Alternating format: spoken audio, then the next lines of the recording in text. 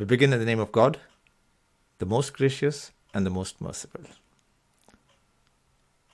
May God's peace and blessings be upon all his noble prophets and messengers, beginning from Adam to Moses to David to Jacob, John the Baptist, Jesus Christ, and the last and final prophet, Muhammad. The topic of today is the importance of being nice to relatives. In this regard, the Prophet said to the people around him, anyone who believes in the day of judgment, on the day of accountability, should be nice to his relatives. And this is recorded in Muslim. This is because being nice to relatives is an act of worship. It is an act which is pleasing to God. In another two different narrations, the Prophet speaks about two rewards that God will shower upon the person who is nice to his relatives. One of the rewards will be in this world, and the other reward in the next life.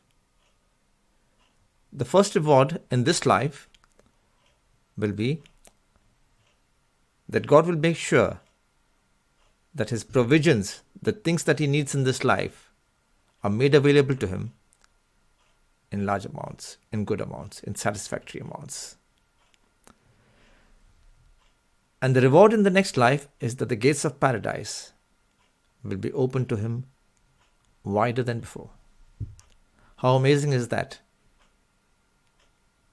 A small act, a daily act of being nice to your relatives brings you two great rewards, one in this world and one in the next. But then the Prophet goes one step ahead and he explains